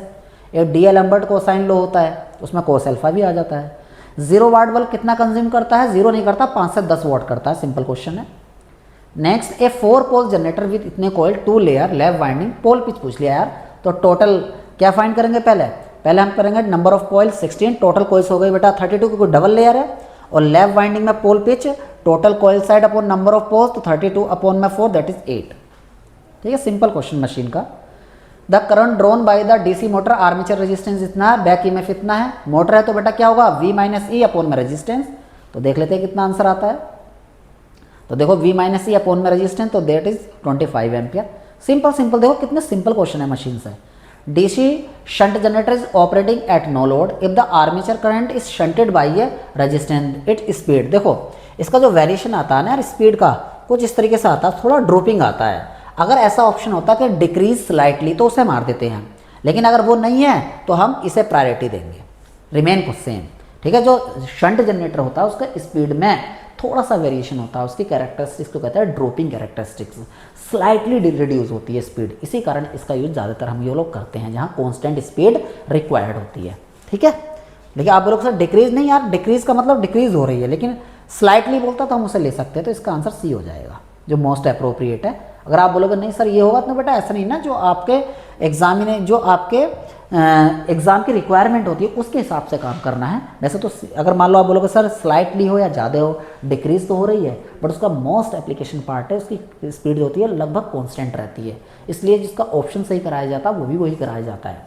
लेकिन हाँ, अगर आप जेन्युइनली बात करोगे कि नहीं सर डिक्रीज या इंक्रीज में बताओ, तो डिक्रीज होगी लेकिन बट स्लाइटली, तो इसलिए हम रिमेन कॉन्स्टेंट वाला सही मानकर चल रहे हैं। ए डायरेक्ट ऑनलाइन स्टार्टर मेथड बेटा 5 HP के लिए यूज़ होता है। 5 HP को जब आप किलोवाट में बदलोगे, क्योंकि 1 HP कितना होता है? 1 horse power equal to 746 watt. तो इसका आंसर आ जाएगा ए। यहाँ इसका सॉल्यूशन भी अटैच्ड है बेटा ना, 5 HP और उससे जब किलोवाट में बदलोगे तो इतना आ जाएगा। 65 in a 3 phase 4 pole 50 synchronous motor, the frequency and pole number and low torque half कर दिए हैं। द मोटर स्पीड, यार सिंक्रोनस मोटर की जो स्पीड होती है, टॉर्क का तो कोई फंडा ही नहीं है, 120 F/P। अब इन F और P दोनों को आधा आधा कर दिया है, तो कोई फर्क थोड़ा ना पड़ेगा, कुछ फर्क नहीं पड़ेगा, सेम रहेगी। तो वैल्यू फाइंड कर देते हैं। F है बेटा कितना? 50 और पोल कितना है? पोल है 4, तो 4 रख दिया। आप बोलोगे सर दोनों को आधा आधा कर दो, चलो कर देते हैं, क्योंकि क्वेश्चन में बोला गया ना, तो 50 का आधा 25 और 4 का आधा 2, तो कोई फर्क थोड़ा ना पड़ेगा यार, आप लोग भी जान रहे हो। तो यहाँ से 60 टाइम कट जाएगा, तो यहाँ से आ जाएगा 1500 आ जाएगा ना। तो देखो दोनों को हाफ टॉर्क पे डिपेंडेंसी, यानी efficiency of A properly design synchronous machine 92% की रेंज में आती है यार। ठीक है, बहुत अच्छी एफिशिएंसी आती है इसकी।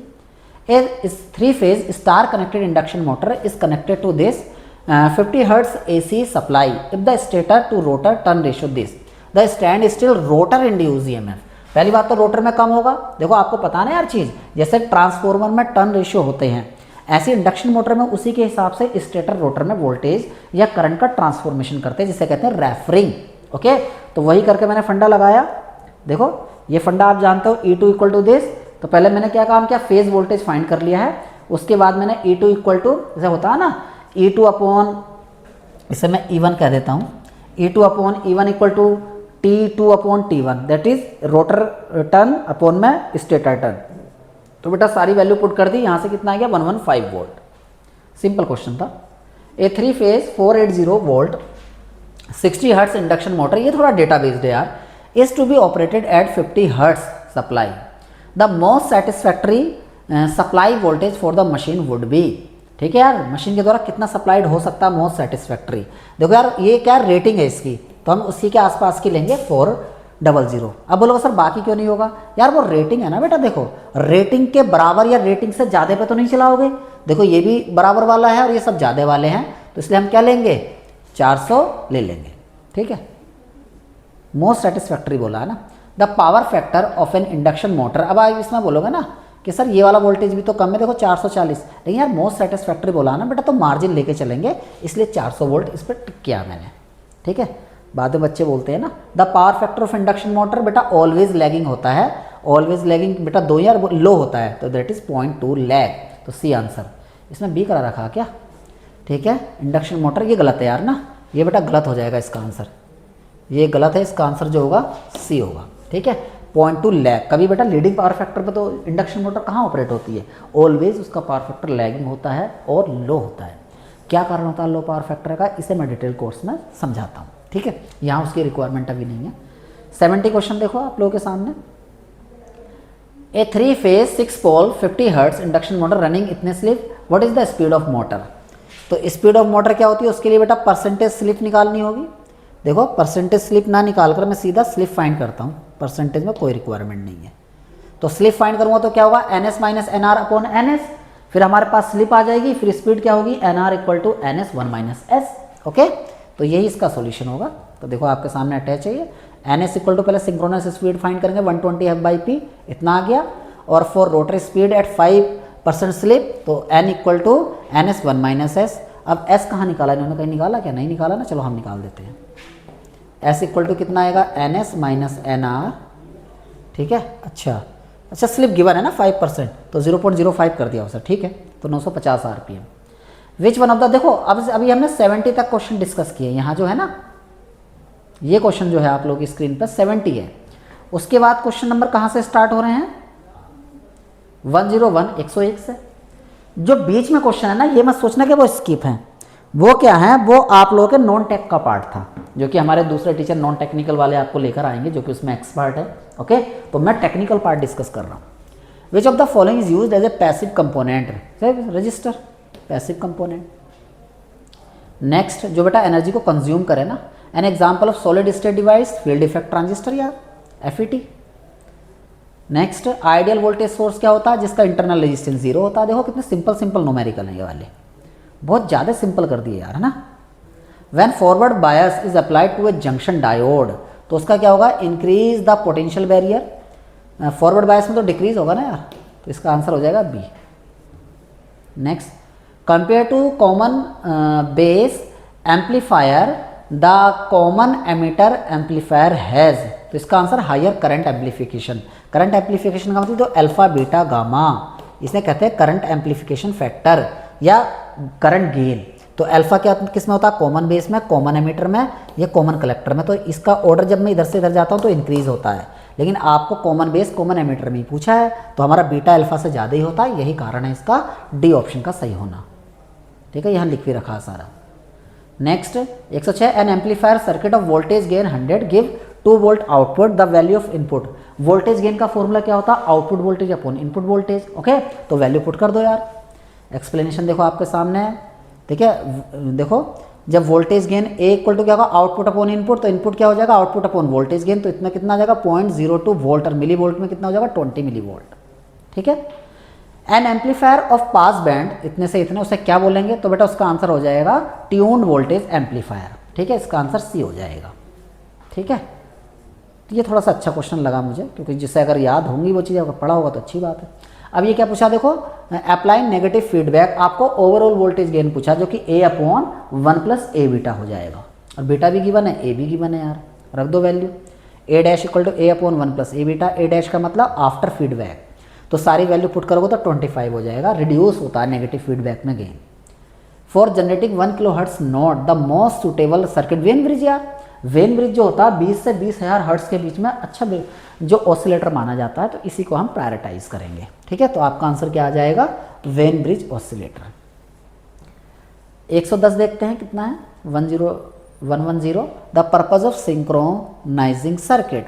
देखो पर्पज ऑफ सिंक्रोनाइजिंग सर्किट क्या होता है, lock the display of the signal. अरे सिंक्रोनाइज करना मतलब डिस्प्ले को लॉक कर देना आपको, तभी सिंक्रोनाइज होगा। द बाइनरी इक्विवेलेंट, बताओ इसका बाइनरी इक्विवेलेंट पूछा है, तो इसका बाइनरी इक्विवेलेंट कितना हो जाएगा 0.0001। एक्सप्लेनेशन यार देखो नॉर्मल नंबर कन्वर्जन का ही क्वेश्चन है आप लोगों के साथ, ये एक्सप्लेनेशन अटैच कर दी है। अगर ये एक्सप्लेनेशन नहीं भी आए तो मल्टीप्लाई करने वाला जो मेथड होता है ना, उससे भी आप देख सकते थे। सिंपल क्वेश्चन है, मुद्दे की बात ये है आपको बस ये देखना है कि हाँ क्वेश्चंस किस किस तरीके के पूछे गए हैं। देखो ये भी कन्वर्जन का है, ठीक है। प्रॉपर बेटा मैं आपको जैसे ही आप लोगों का प्रोसेस स्टार्ट करेंगे हम कोर्सेज वगैरह का, तो उसमें मैं एक एक टॉपिक को एक्सप्लेन करके चलूँगा। आज तो मैं PYQ एनालिसिस करके ये दिखाना चाहता हूँ केवल कि आपके किस सब्जेक्ट के किस लेवल के क्वेश्चन थे। अगर मैं अभी तक बात करूँ तो केवल 2-3 क्वेश्चन मुझे ऐसे लगे जो कि अगर आपको याद है डेटा तो आप कर सकते हो, वरना नहीं। तो कोई दिक्कत नहीं है यार। अभी मान लो अभी जितने भी क्वेश्चन है लगभग 120 क्वेश्चन हैं हमारे पास आज, एक ही सेशन में मैं 120 क्वेश्चन डिस्कस कर रहा हूँ। अब उसमें क्या है, मान लो अगर 10 क्वेश्चन ऐसे भी आए जो आप नहीं बना पा रहे हो, तो क्या उससे आपका सिलेक्शन रुक जाएगा? आप ही बताओ, क्या 100% किसी भी एग्ज़ाम का जो भी आप फिल करते हो क्या 100% कट ऑफ जाती है? नहीं ना। अगर आपका 80% भी मार्क्स आ रहे हैं तो बेटा आप टॉपर की लिस्ट में आते हो, ठीक है। तो हमें वही अप्रोच फॉलो करना है, ठीक है। बाइनरी इक्विवेलेंट हेक्साडेसिमल, हेक्साडेसिमल को बाइनरी में बदलना हो तो बेटा हर एक डिजिट को ना किस में लिखना है, 4 बिट में लिख दो। तो वही किया गया, देखो ए क्या होता है 10 होता है, 10 को हमने बाइनरी में ये लिखा और 0 को ये लिखा, बी को इतना लिखा और इतने को इतना लिखा, तो A0 B5 को हर एक को 4 बिट में यहाँ उठा के ये चीज़ यहाँ लिख दी। ये शॉर्टकट होता है, बाकी लॉन्ग कट को मैं बताऊँगा आप लोगों को, ठीक है। आगे देखो, the parity of binary number के, पैरिटी कैसे चेक करते हैं, इसमें नंबर ऑफ वंस देखो 1 2 3 4 5, 5 कैसा नंबर है, ऑड, तो ऑड पैरिटी, ठीक है। नेक्स्ट अगर मैं इसमें पूछूँ ना 1 1 0 0 1 1, इसमें कितने वंस हैं, 4 4 कैसा इवन, तो इवन पैरिटी। हलवा सवाल यार। Next, data can be change from special diode special code to temporal code by using, बताओ शिफ्ट रजिस्टर ना, शिफ्ट रजिस्टर इसका वो है यार method. A monostable multivibrator और multivibrator circuit can be made using, तो आपका होगा एनी ऑफ दिस, ओपैम्प से भी कर सकते हो, 555 टाइमर से भी और लॉजिक गेट से भी। लॉजिक गेट तो यार यूनिवर्सल लॉजिक सर्किट है ना, कुछ भी बना सकते हो उससे ना। जो नैंड और जो नॉर होते हैं वो आपके यूनिवर्सल लॉजिक सर्किट है, कोई भी लॉजिक सर्किट उससे डिज़ाइन कर सकते हो, इसी कारण से यूनिवर्सल कहा जाता है। In a microprocessor based system the stack is always, stack क्या होता है बेटा, उसमें टेम्पररी डेटा स्टोर होता है, इसी कारण वो रैम का पार्ट है। रैम क्या है, एक वोलेटाइल मेमोरी है। वोलेटाइल का मतलब जैसे स्विच ऑफ होगा, पावर सप्लाई ऑफ होगी, उसका डेटा खत्म हो जाएगा ना, यही सब चीज़ है। प्रॉपर एक्सप्लेनेशन यहाँ लिखी हुई है आप लोगों के लिए। 117 the number of flags, 5 flag होते हैं यार, ठीक है। For a 12 bit A to D converter, AYD का मतलब A to D converter, the range of input signal is 0 to 10 volt, the voltage corresponding to LSB will be, ठीक है। LSB के करस्पॉन्डिंग एक तरह से रिजोल्यूशन पूछ लिया यार। रिजोल्यूशन क्या होता है, VR/2n-1, ठीक है। तो ये वैल्यू रख दी यहाँ पे यार। n का मतलब कितने बिट है वो रखा हमने, यहाँ सोल्व किया तो इतना आंसर आ गया, ठीक है। सिंपल क्वेश्चन है बिल्कुल।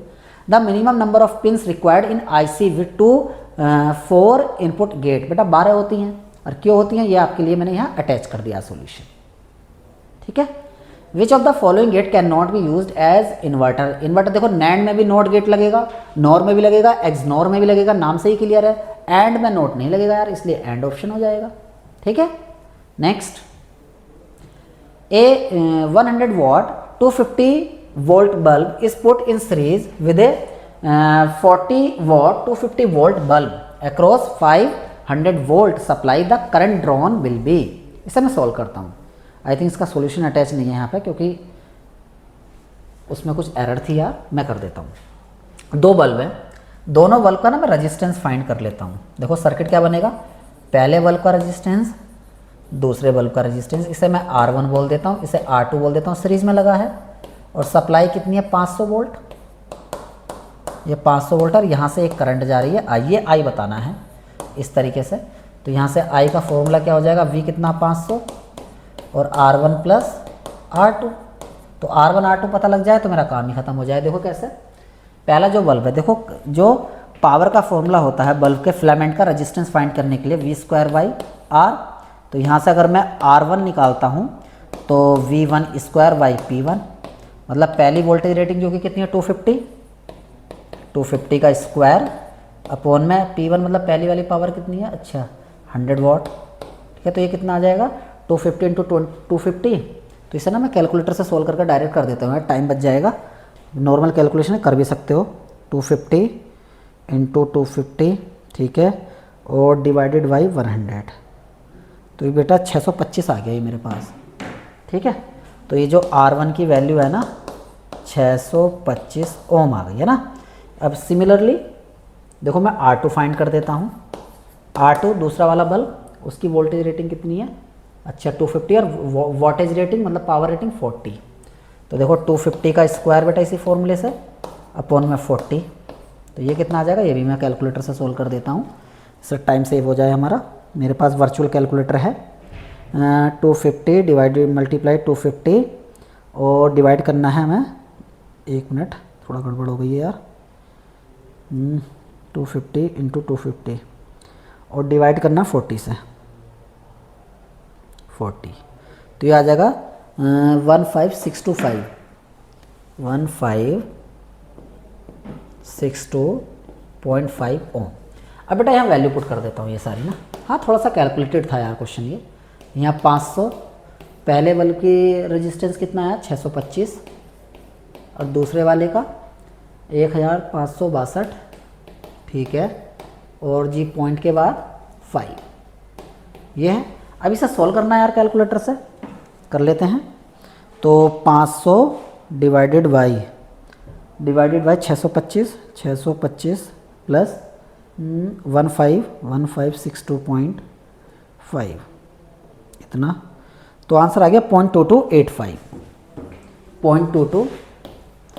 देखो ये सॉल्यूशन ना पीडीएफ में नहीं जाएगा यार, 0.2285 ये कहाँ जाएगा, ये आपको जो हैंड रिटन में यहाँ कर रहा हूँ ना वो आपको पीडीएफ में नहीं मिलेगा, तो आंसर ए, ठीक है। तो इतना आया ये आपके पास आ गया 0.88, चलो इतना तो चल जाएगा ना, उन्होंने अप्रॉक्सीमेट कर दिया। इसके आगे भी आगे आता ना उसे राउंड ऑफ करके यहाँ 6 लिख दिया बस, तो इसलिए ऑप्शन में ऐसा है। बाकी तो ऑप्शन यार बाकी दूर दूर है, तो सिंपल आपका ए आ जाएगा, ठीक है। ये आपका आंसर हो गया यार। देखो उतना ज़्यादा डिफिकल्ट नहीं है। नॉर्टन्स इक्विवेलेंट सर्किट बेटा जैसे आपका थेवेनिन है, Thevenin equivalent circuit series circuit और नॉर्टन्स पैरेलल, तो ए आंसर हो जाएगा। 123 देखो बोल रखा है लेड एसिड बैटरी है यूज्ड इन कार, इसमें तो कितने सेल्स आपके लगेंगे। देखो 2 वोल्ट होता है उसका यार एक सेल का, सीरीज में कनेक्ट करेंगे तो पहली बात तो 6 सेल, एक का 2 होता है, सीरीज में 6 लगा दिए, 6 दूनी 12 वोल्ट मिल जाएगा, ठीक है। तो इसका आंसर होगा डी, ठीक है। हाँ तो ये आगे देखो 2 वोल्ट होता है ईच का और 12 वोल्ट लेना है तो बेटा सीरीज में 6 कनेक्ट करने पड़ेंगे हमें। What will be the magnetic field, बेटा गलत क्वेश्चन है ना, मैग्नेटिक फील्ड पूछ लिया आपसे, मैग्नेटिक फील्ड स्ट्रेंथ देकर मैग्नेटिक फील्ड अगर पूछा तो B = म्यू एच लगाते हैं हम फॉर्मूला, म्यू नोट कर दो अगर फ्री स्पेस की बात चल रही है तो, अगर कुछ नहीं बोला जाए तो फ्री स्पेस मान के चलते हैं। बट इन्होंने देखो एम्पियर टर्न पूछ लिया तो एमएमएफ पूछ लिया, जो कि गड़बड़ है, क्वेश्चन फ्रेमिंग गलत है, इसलिए स्टार कर दिया हमने, ठीक है। आगे देखो the self induce EMF 0.2, self induce EMF पूछ लिया तो V = LdI/dt यार, ठीक है, LdI/dt, L कितना दिया 0.2 दे दिया आप लोगों को, अच्छा 0.2, L मतलब इंडक्टेंस, dI/dt कितना है 100 है, 100 है तो कितना आ जाएगा ये 20 आ जाएगा यार, 20, तो आंसर इज ए, ठीक है। नेक्स्ट 126 ये ऑप्शन है इसका, ठीक है, ये गलत है यार, है ना, ये 20 आएगा ना, ये 0 नहीं आएगा यहाँ पे, ठीक है, ठीक है। यहाँ से ये भी गलत है क्योंकि यहाँ हमने 0.2 और यहाँ कितने से मल्टीप्लाई किया 100 से किया है ना, तो इसलिए 20 आंसर आएगा। तो wave frequency this one set is maximum value where is the outer other is 0, phase angle, तो फेज एंगल यार देखो फाई = ओमेगा टी होता है, ठीक है, ओमेगा का मतलब 2πf × t होता है, ठीक है। अब टाइम कितना देखो पीक वैल्यू में से जैसे मान लो ये मैंने वेव बनाई तो पीक वैल्यू कहाँ मिलेगा, पूरा टोटल टाइम पीरियड t है तो 1/4 पे मिलेगा, तो देखो इसे मैं कैसे रखूँगा, ये 2π × फ्रीक्वेंसी और t की जगह मैं T/4 रख दूंगा इस तरीके से। अब ऐसा 8t को क्या लिखूंगा मैं 1/f लिख दूंगा, f से ये खत्म हो जाएगा, f × t तो एक दूसरे के रेसिप्रोकल होते हैं ना, तो वो तो कैंसिल हो जाएंगे, तो आंसर क्या बचेगा 2π/4, 2π/4 का मतलब 2π मतलब 360 और उससे बेटा 4 जगह डिवाइड कर दोगे तो 90 डिग्री, तो 90 डिग्री। सबसे अच्छा क्वेश्चन मुझे यही लगा यार आपके पेपर में, ठीक है, ये आपका आ जाएगा answer. 127 the power factor at resonance unity यार, ठीक है, सिंपल क्वेश्चन है रेजोनेंस का। अब आगे देखो balance 3 phase star connected system phase difference between the phase voltage and their respective line voltage 30 degree होता है यार, 30 डिग्री से जो लाइन वोल्टेज होता है अपने रिस्पेक्टिव फेज वोल्टेज से लीड करता है। The number of parallel path, अच्छा वेव कनेक्शन है तो यार सिंपल, ठीक है, वेव कनेक्शन में तो 2 होते हैं ना। नेक्स्ट अब आगे देखो 100 kVA, ठीक है, इतने वोल्ट ये इसकी रेटिंग है, 50 हर्ट्ज सिंगल फेज ट्रांसफॉर्मर है, इतने turns on the secondary winding, the number of turns on the primary winding, simple बेटा टर्न रेशियो का फॉर्मूला लगा देना है, ठीक है। तो NP/NS मतलब primary upon secondary, Vp upon Vs, तो इस तरीके से लगा दिया आपने, तो ये टर्न रेशियो हो गया आपका और इस तरह आपके वोल्टेज का रेशियो इक्वल हो गया। यहाँ से Np हमने फाइंड कर दिया 275। ठीक है। द मैक्सिमम एफिशिएंसी, जहाँ कांस्टेंट लॉस वेरिएबल लॉस के बराबर हो जाए, और कांस्टेंट लॉस क्या होता है? Iron loss, that is hysteresis plus eddy, तो दोनों का सम जो होगा वो कॉपर लॉस के बराबर हो जाएगा, तो आपका बी आंसर। ठीक है। नेक्स्ट 132, ये इंडक्शन मोटर है, तो आपसे क्या पूछा गया है? वाउंड फॉर पोल पूछे गए यार, रोटेट। अच्छा, induction motor rotate at this, तो आपको स्पीड गिवन, स्पीड दे दी है यहाँ पे, तो यहाँ से पोल पूछ ली है इंडक्शन मोटर में। ठीक है। अच्छा 400 volt 50 hertz 3 phase induction motor rotate at this. ठीक है। तो यहाँ से देखो क्या करोगे आप लोग ना, सबसे पहले ना देखो इसने जो स्पीड गिवन है, तो आपको पता है इंडक्शन मोटर जो रोटेट करती है less than the synchronous speed, मतलब उसकी स्पीड जो होती है सिंक्रोनस स्पीड से कम होती है, तो आप क्या करोगे ना, और लेकिन उतनी कम नहीं होती है। ठीक है, अप्रॉक्स स्लाइटली लेस देन, तो आप ऐसा बताओ पोल कितने रखूँ जो इसके पास पास आंसर आ जाए। देखो बिना सोचे समझे हम करेंगे इसे। यहाँ से मैं अगर speed NS equal to 120 F/P, मैं देखो फ्रीक्वेंसी कितना है 50 है, तो 120 इंटू 50।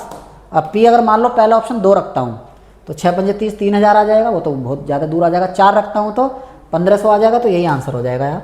तो P कितना रख दूँ? 4 रख दूँ तो 1500 RPM, जो कि 1440 के आगे है, और वो उससे थोड़ी सी कम से रोटेट करेगी तो आंसर सही है, क्योंकि बाकी मैं ऑप्शन अगर पुट करूँगा ना तो बहुत कम स्पीड आ जाएगी ना बेटा, तो इसलिए आंसर क्या आ जाएगा इसका? बी। ठीक है, ये इसका कॉमन सेंस का क्वेश्चन था यार, देखो यहाँ कर भी रखा है चीज़। Next, a 5 HP 3 phase 400 star connecting squirrel cage induction motor mean to drive milling machine at starting takes about. तो यार देखो इसके लिए ना क्या होगा, ये थोड़ा इनकम्प्लीट क्वेश्चन है, यहाँ पे इन्होंने क्या देना होगा? पावर फैक्टर भी देना था यार, तो वही यहाँ एज्यूम किया हमने, एफिशिएंसी भी देनी थी, तो वही एज्यूम कर लिया कि आउटपुट 5 HP है, तो इसे किलोवाट में कन्वर्ट किया, और एफिशिएंसी हमने 85 मानी, पावर फैक्टर 0.8 माना, तो इस हिसाब से इसकी जो करंट आएगी ना यहाँ से निकल कर, तो हमने करंट का फॉर्मूला लगाया 8 एम्पियर आई, और जो स्टार्टिंग करंट होती है 5 से 6 गुना होती है, तो 40 से 50 एम्पियर आ जाएगी, तो ऑप्शन इसका 40 आ जाएगा जो क्लोजेस्ट है। ठीक है, तो ए आंसर। इस तरह से यार ये क्वेश्चन मुझे थोड़ा सा वो लगा यार कि यार डेटा इन्हें स्पेसिफाई करना चाहिए था, पावर फैक्टर वगैरह। The torque power factor of induction motor will be high when power factor, तो रनिंग एट फुल लोड, तभी इसका पावर फैक्टर क्या होता है? ज़्यादा होता है यार। जैसे जैसे स्पीड बढ़ती है ना, तो आपका जो देखो जैसे जैसे स्पीड बढ़ती है वैसे वैसे आपका जो EMF होता है रोटर का वो कम होता है। ठीक है, और आपका जो पावर फैक्टर होता है वो इम्प्रूव होता है, तो फुल लोड पे उसका पावर फैक्टर हाई होगा। Next, synchronous motor are to be used in situation where, इसका आंसर हो जाएगा सी यार, जहाँ स्पीड हमें कांस्टेंट चाहिए, सी आंसर, क्योंकि स्पीड कांस्टेंट होती है उसी कारण से तो उसे सिंक्रोनस मशीन कहा जाता है। NS equal to 120 F/P। अब यहाँ पे पिच फैक्टर पूछ लिया है, क्या है? 5/6 short pitch coil, short pitch angle निकाल देंगे अल्फा। ठीक है बेटा, 180 में से कितना माइनस कर दिया? 5/6 इन टाइम्स ऑफ 180, तो यहाँ से ये आ जाएगा 30 डिग्री। और पिच फैक्टर क्या होता है जिसे हम KP कहते हैं? cos α/2, अल्फा 30 है तो ये 15 हो जाएगा, तो जब इसकी वैल्यू फाइंड करोगे तो ये आ जाएगा 0.966। ठीक है, प्रॉपर यहाँ सॉल्यूशन भी अटैच्ड है। ठीक है, और 0.9 के ही आसपास आता है, इस तरीके से भी आप याद कर सकते हो हमेशा KP की वैल्यू। In alternators damper winding are use to reduce the eddy current loss, prevent hunting, make the rotor dynamically balance, reduce the armature reaction. Prevent hunting बेटा बी आंसर हो जाएगा इसका। ठीक है, 138 the direction of rotation of ordinary shaded pole, बेटा can't be reverse. ठीक है, reverse नहीं कर सकते, और एक्सप्लेनेशन आपके साथ अटैच कर दिया है। Selection of motor for any application depends on all application यार, मैकेनिकल कैरेक्टरिस्टिक्स सही बात है, कॉस्ट बिल्कुल, इलेक्ट्रिकल कैरेक्टरिस्टिक्स ये भी यार। 140 देखते हैं, कैंडेला बेटा ल्यूमिनस इंटेंसिटी यार 7 फंडामेंटल यूनिट में से एक है कैंडेला, जो कि ल्यूमिनस इंटेंसिटी की यूनिट होती है। Resistance welding can not be used, बेटा नॉन जो आपका डाइलेक्ट्रिक मटेरियल है उसके लिए नहीं यूज करते resistance heating. Next, in the process of refining of metal the impure metal is made of. ठीक है, तो आंसर हो जाएगा इसका एनोड। ये थोड़ा यार आपका यूटिलाइजेशन से रिलेटेड है, तो ये थोड़ा अच्छे क्वेश्चंस होते हैं। कम से कम पूरा ओवरऑल अगर मैं बात करूँ ना, तो कम से कम 6 से 7 क्वेश्चन ऐसे हैं। विच of the following motor used house hold refrigeration, बेटा सिंगल फेज इंडक्शन मोटर, और जो हमारे फैन वगैरह होते हैं उसमें भी single phase induction motor use होती है। The type of DC motor used in electric traction, series motor यार, क्योंकि उसका जो टॉर्क होता है हाई होता है, आर्मेचर करंट के स्क्वायर के प्रोपोर्शनल होता है। ठीक है, next chemical effect utilize, ampere hour यार, एम्पियर आवर का मतलब होता है बेटा बैटरी, एम्पियर आवर मीटर मतलब बैटरी में ही यूज करते हैं इसका, ये प्रॉपर एक्सप्लेनेशन है। Next 146, the gravity control instrument कहाँ यूज करोगे, वर्टिकली माउंटेड, जब वर्टिकली होगा तभी तो ग्रेविटी नीचे की ओर काम करेगी ना, ये कारण है इसका। Next, A dynamometer wattmeter can't read AC, नहीं यार एसी तो मेजर करती है, डीसी भी करती है। ठीक है, ये तो इसका आंसर जो होगा ना यार, इसका आंसर ना नन ऑफ दीज हो जाएगा। ठीक है, सारे मेजर करती है यार, एसी डीसी दोनों मेजर करती है। तो कांट रीड बोला मतलब किसे नहीं करती, क्या एसी को नहीं करती, नहीं करती है, क्या डीसी को नहीं करती, उसे भी करती है, क्या एसी डीसी को नहीं करती, उसे भी करती है, तो नन ऑफ दीज हो जाएगा इसका answer. The resistance of earthing, बेटा लो होना चाहिए तभी तो वहां से फ्लो होगी करंट, वरना अर्थिंग का एडवांटेज ही क्या, पता लगा अर्थिंग का रेजिस्टेंस ज़्यादा करके ह्यूमन बॉडी में ही चली गई current. The most suitable material for piezo electric transducer, बेटा क्वार्ट्स सबसे बेहतरीन है, बाकी तो पीजो इलेक्ट्रिक मटेरियल भी नहीं है, तो कहाँ से करोगे। Capacitive microphone convert sound into electrical output. ठीक है, तो यार ये आपके 150 तक क्वेश्चंस मैंने आपके कवर कर दिए हैं। और देखो क्या है, यहाँ लगभग 1 से 70 तक, 70 और 50 ये, तो लगभग आपके 120 क्वेश्चन मैंने कवर किए हैं। तो लगभग आप ये देख सकते हो यहाँ से जो मेरी एनालिसिस कहती है, इसमें अप्रॉक्सीमेटली अगर 5% क्वेश्चन मैं बोलूँ तो डिफ़िकल्ट की तरह मैं मान सकता था जेई लेवल के हिसाब से। ठीक है, जैसे कुछ एनालॉग इलेक्ट्रॉनिक्स के अंदर 1-2 क्वेश्चंस थे, बाकी सब सिंपल क्वेश्चंस थे। ठीक है, 98% जो पेपर था ओवरऑल आपका टेक्निकल पॉइंट ऑफ व्यू से बता रहा हूँ, वो ईजी था यार। तो इसमें अच्छे मार्क्स आप लेकर आ सकते हो। अगर आपको अपनी प्रिपरेशन को बूस्ट करना है तो बेटा इंस्टीट्यूट से जुड़िए, और जितना भी आपके डाउट हैं उसे आप चैट बॉक्स में लिख सकते हैं। ठीक है, कमेंट कर सकते हैं, मैं बाद में जैसे ही वीडियो अपलोड होगी आपकी उसके बाद में कमेंट बॉक्स चेक करता रहता हूँ। जो भी मुझे ऐसा लगता है कि डिज़ायरेबल कमेंट्स है या इसका आंसर देना चाहिए, क्योंकि कुछ स्टूडेंट क्या होते हैं ना ऐसी अफरा तफरी करने के लिए आ जाते हैं, तो फिलहाल उनसे हमें दूर रहना है, डिस्ट्रैक्शन से। तो कोई भी अगर ऐसा कमेंट आपका होगा जो मुझे जेन्युइन लगेगा उसका मैं रिप्लाई करूंगा। अगर मुझे ऐसा लगेगा कि उसकी वीडियो वगैरह, जैसे आपने कोई टॉपिक बोला, तो इसकी वीडियो भी मैं डिटेल में लेकर आऊँगा। ठीक है, तो आज के लिए इतना ही, ऑल द बेस्ट।